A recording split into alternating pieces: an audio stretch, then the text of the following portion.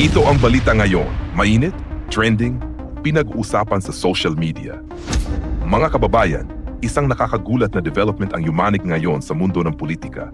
Matapos ang umano'y sunod-sunod na kabulastugan at tila pagkabasag ng matagal ng script ng ilang buwayang kongresista sa House Justice Committee na pinamunuan ni Gerby Luistro, unti-unti raw nagbabago ang ihip ng hangin.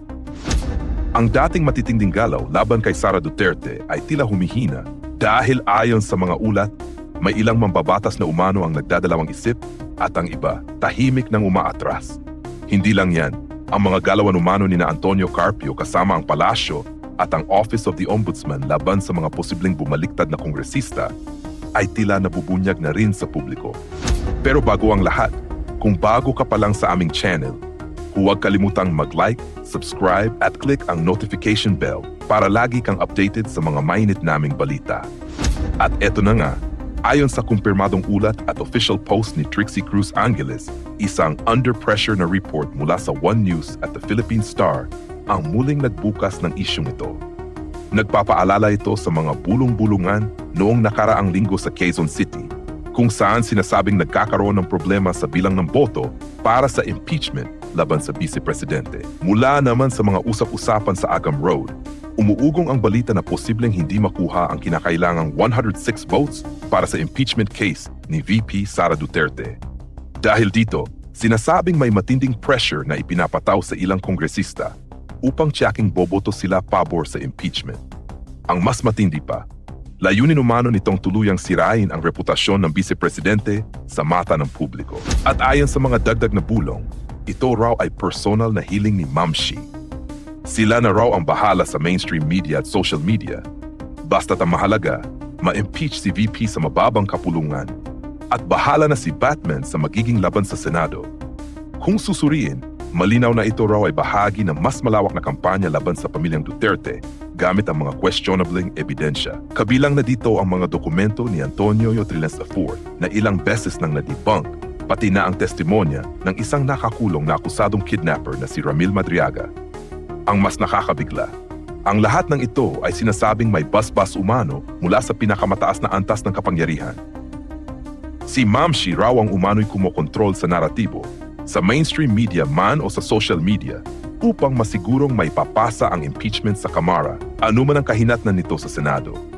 Dagdag pa rito, umugong din ang balita na ang investigasyon ng Ombudsman sa SALN at lifestyle ng 26 na mambabatas ay maaring bahagi ng mas malalim na estratehiya upang makuha ang kooperasyon ng Kongreso sa mga agenda ng kasalukuyang administrasyon. Ngayon, mga kababayan, ano ang masasabi ninyo sa isyung ito? Sang-ayon ba kayo sa ganitong galawan? Magkomento sa ibaba at pag-usapan natin ito. Sa kapon nga po ay natalakay po natin itong tungkol sa report ng AMLA. Ngayon naman po, ano po masasabi ninyo sa mga naging pahayag ni Vice President Sara Duterte? Yung mga sinasabi ni PC Presidente Sara Zimmerman Duterte ay nakabatay lahat yan sa katotohanan. At siya ang nakakaalam talaga kung sino ang nagmamaniobra, sino nagpapatakbo ng makinarya laban sa kanya. Ayun alam niya, dati siyang nandun, so alam niya kung sino mga ayaw sa kanya, sino mga nagmaniobra, yung mga tinanggihan niya. Kaya meron ng bahid ng katotohanan na ang talagang nasa likod ng lahat ng yan ay ang presidente ng bansa. Sapagkat, alam po ninyo, ang ating kultura dito sa politika, walahong galaw, yung Kamara de Representante, yung executive branch, paliban na lang dyan sa judiciary, na hindi alam at hindi pinayagan na mangyari ng presidente ng bansa. Kaya yung ginagawa nilang paninira, ang ginagawa nilang paglaban sa karapatang pangtao ng mga Duterte, alam mo lahat yan ni Presidente Marcos Jr. Kaya hindi ba, palagi nating inulit, pati nga yung iskandalo sa korupsyon, hindi siya makakatakas doon sa command responsibility. Kung siya man ay makatakas, doon sa mismo na kasama siya. Doon sa teorya na dahil may nangyari dyan sa departamento mo, sa opisina mo, at wala kang nagawa, dahil sa iyong kapabayaan, kasama ka na mananagot. Kaya lahat pong sinabi ni Vice Presidente Inday, may katotohanan mo yun. Hindi yung basta katang-isip yun. Hindi bastang haka-haka yun. Talagang yun ang realidad sa lupa, reality on the ground. Talagang tinugis siya dahil hindi nila makuha ang kanyang suporta sa kanilang mga anomalyang ginagawa. Plus, siya ay isang panganib, isang banta sa pananatili nila sa kapangyarihan dahil talagang siya ang pinakamalakas na kandidato sa Pangunahan sa 2028. At yung sinasabi, sino ba yung nagsasalitang babae? Kongresista ba yun? Ayon sa balita, Attorney Sal, isa sa mga legal counsel ni VP Sara, si Attorney Sheila Season. Kala ko kongresista siya. Tutuwa sana ako na meron isang kongresista taking the kadyas. Tama naman yun kasi yun ang sinasabi niya. Matagal na nating sinasabi yan dito sa ating programa na moro-moro yung ginagawa ng Committee on Justice. Ang ginagawa lamang nila na plataforma o forum upang magamit sa libreng publisidad para sa kanila.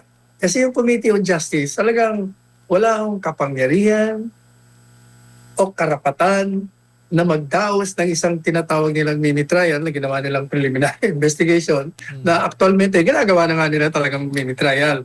Sapagkat yung depensa ni Luis Ro, hindi nyo ba alam na kami under the Constitution has the power to initiate the impeachment? O tama ka, kayo lang mag-i-initiate.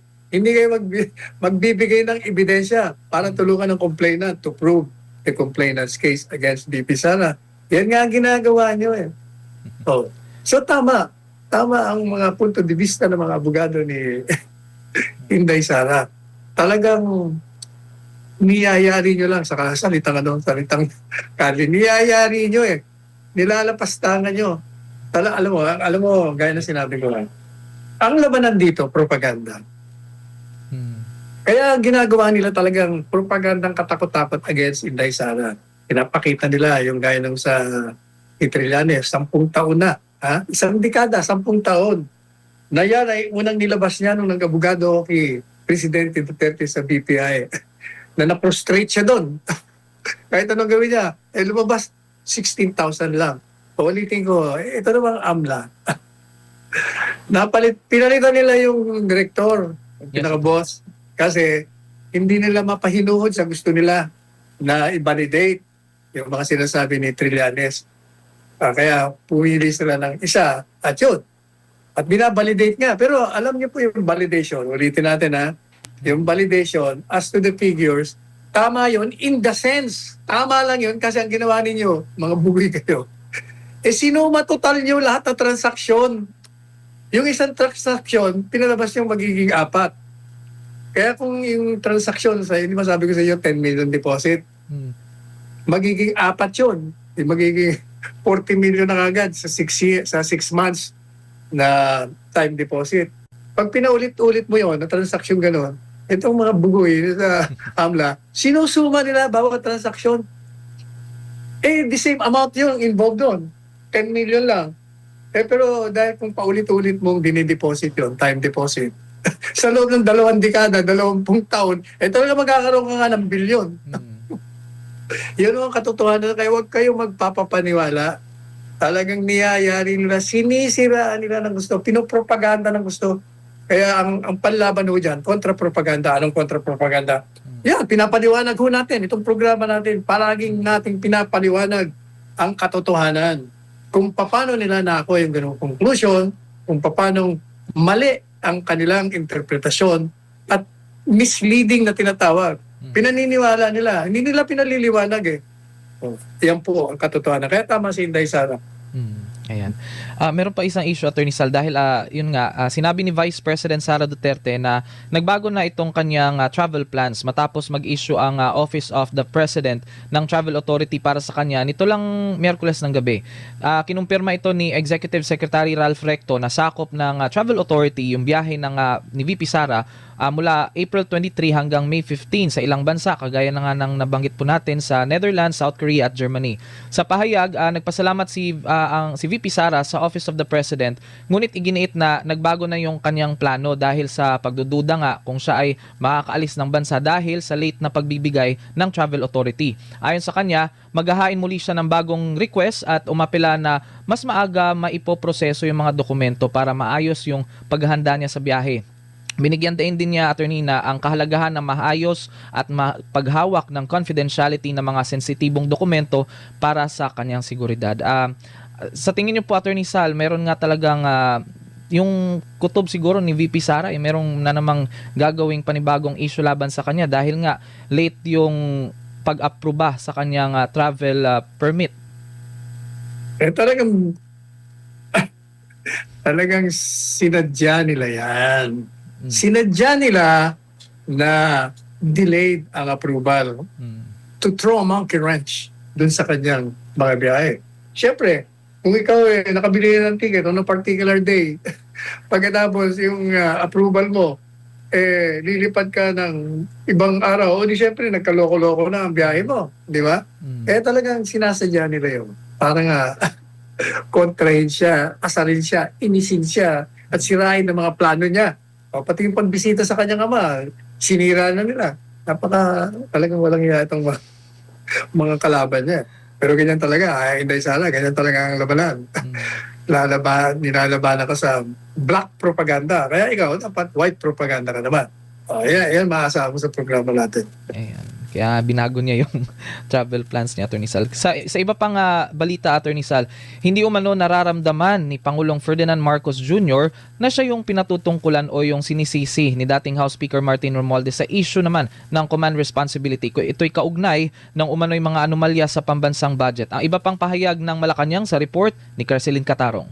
And who is simply being politically... Sa inilabas na video statement ni dating House Speaker at Leyte 1st District Representative Martin Romualdez sa kanyang Facebook account noong Martes, Abril 21, iginiit niyang hindi siya papayag na gawing scapegoat sa umiinit na mausaping pampolitika. Kabilang sa tinukoy niya ang kontrobersiya sa national budget insertions at mga umano'y maanumalyang flood control projects. Ayon kay Romualdez, kung bahagi ito ng isang political play para siya'y mapaalis at dungisan ang kanyang pangalan, handa siyang lumaban. Idiniin din niya na hindi siya papayag na maging fall guy para sa katiwalian ng iba. Sa Palace briefing nitong Huwebes, sinabi ni Presidential Communications Undersecretary Claire Castro na hindi saklaw ng pamahalaan ang personal na nararamdaman ng dating speaker. Gayunman, binigyang diin niya na mas makabubuti kung makikipagtulungan ito sa isinasagawang investigasyon.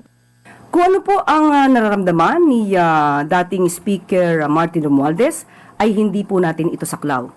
Kung ang pag-iimbestiga po ay makakatulong mismo ang dating speaker, mas gugustuhin po yan ng pamahalaan ng Pangulo para managot ang dapat na managot. Nauna nang iginiit ni Romualdez na wala siyang direktang kontrol sa usapin ng budget noong siya ay speaker. Idinagdag din niya na ang command responsibility ay mas nakapaloob umano sa ehekutibong sangay ng pamahalaan. Ayon naman sa Malacanang, bahagi ito ng depensa ni Romualdez sa mga posibleng akusasyon laban sa kanya. Binigyang diin din ni Castro na mismong ang Pangulo ang nag-utos na agad na imbestigahan ang issue upang matiyak na walang pagtatakip at upang malaman kung may naganap na anomalya. Nilinaw din ng palasyo na hindi itinuturing ng Pangulo na siya ang tinutukoy o sinisisi sa mga aligasyon sa kabila ng pahayag ng dating speaker ukol sa command responsibility. Kung ano po ang magiging depensa sa mga maaaring pag-aakusa kay dating Speaker Romualdez ay kanya pong depensa po yon. At kung sinasabi niya po na ang executive ang may command responsibility, kaya nga po nagpautos ang Pangulo. Hindi po tinulugan, walang pagka-cover up. Binigyang diin ni Castro na tungkulin ng Pangulo bilang Chief Executive at Commander-in-Chief na linisin ang anumang anomalya sa gobyerno kahit pa umano ay makaapekto ito sa sariling administrasyon. Giit pa niya, hindi dapat ipakahulugan na otomatikong sa Pangulo agad mapupunta ang pananagutan bilang Chief Executive. Aniya, ang terminong executive ay hindi lamang tumutukoy sa Pangulo kundi sa buong sangay ng ehekutibo. Hindi ganun ang tingin ng Pangulo dahil nga po, una po, 2025, nung nakikita niya na mayroong mga anomalya, siya po ang nagpautos na magpaimbestiga. Pag sinabi po nating executive, hindi lamang po ang Pangulo nasa executive. Kaya nga po, nagkaroon ng ICI. Dagdag pa niya, Upang matiyak ang pagiging patas at maiwasan ang anumang hinala ng pagtatakip ay bumuo ng isang independent investigating body. Hindi lamang po nanatili na ad hoc committee ang mag-i-investigate, nag-create ng independent investigating body para po hindi masabing merong kino-cover up, lalong-lalo pa patungkol sa DPWH. Ipinonto ni Castro na ang issue ay may kinalaman sa implementasyon ng mga proyekto on the ground. Dahil dito, isinama rin sa investigasyon ang ilang opisyal ng Department of Public Works and Highways o DPWH. Nang tanungin ukol sa kasalukuyang ugnayan ng Pangulo at ni Romualdez, sinabi ng opisyal na wala siyang personal na kaalaman kung sila ay nag-uusap o nagkikita. Sorry. On my part, personally, hindi ko po sila nakita nag-usap. Mula nang ako'y maatasan na maging Palace Press Officer, hindi ko po sila nakitang nag-usap. Yan, Attorney Sal, ano pong masasabi nyo sa naging pahayag ng Malacanang? Wala, natatawa na naman ako kay Aling Clara. Hindi raw nararamdaman ni Presidente Marcos Jr. na siyang pinatutungkulan ni Martin Romualdez sa kanyang pahayag sa pamamagitan ng isang video recording. Sus Maria Josep, mas maliwanag pa sa sikat ng araw na talagang siya ang tinutukoy. Kasi sinabi niya nga, bakit ako lang? Bakit ako ginagawa niyo scapegoat? Yung anomaliyang yan, nagsimula yan, yung sa budget. At ang budget ang gumawa niya ay ang presidente ng bansa sa pamamagitan ng DBM. Nanggaling sa kanila yan. Ibinigay sa amin. At hindi lang naman ako ang nag-a-approve niyan. Nag-iisa lang ako speaker. Siyempre marami. Kasi numalingan din yun. Kasi yung mga majority sumusunod sa kanya. Siyempre kung ano ang utos sa taas, pupunta kay Martin, iutos na rin sa baba. Ngayon, sabi niya, nung ma-approve niya, di ba, binigay namin sa kanya, pinirmahan niya naman. Kaya sabi niya, mahabang proseso. Ang pinaka-short and long ng kanyang payag, sinasabi niya na, teka muna, hindi lang ako marami kami. Kung may kasalanan naman, lahat kami. Ang nangunguna na, yung Office of the President, ang pinaka-buod ng kanyang sinasabi. Kaya at the same time, nagbababala. Pag yan, sabi niya, ay tinuloy niya yan, ako lang gagawin yung scapegoat, lalaban ako sa inyo. Marami akong alam, sabi niya. Sa administrasyon na ito. Hindi ba warning yan? Tingnan natin. Ang problema nga, hindi mo malaman. Pati ako pa rin hanggang ngayon, nagdududa na puro palabas lahat yan, moro-moro. Gumagawa sila ng senaryo na, kita mo naman si Martin, lumalaban lang. Tapos yung kabila naman, kita niyo naman, dinimanda namin. At pinapapris pa namin. Yung nga problema. Baka palabas lang yan, tapos hahain kayo ng kasong napakahina at madidismiss. Di sasabihin nyo, kita nyo, may ginawa kami. Pero wala kung ba nag-absuelto Pareho rin yan ang ginawa ni Presidente Marcos Jr. Para hindi siya mapagdudahan na meron siyang kasalanan. Kunyari, in-expose niya, mahiya naman kayo. Samantala, di ba sabi ko immediately ang aking payag agad nun sa mga interview sa akin. Teka, nagkamali yata yung mahiya naman kayo. Di ba dapat mahiya naman tayo? Kasi yung pinagmula ng korupsyon, yung mga proyektong yun ay nanggaling sa pirma mo. Kasi yung ginawa mo naman budget, wala yun yung mga siniksik nila doon. Kaya sabi ko, kung hindi man complicit ka, kasama ka sa sabwatan, o kaya naman, grossly negligent ka, o kaya under the theory of command responsibility, mananagot ka.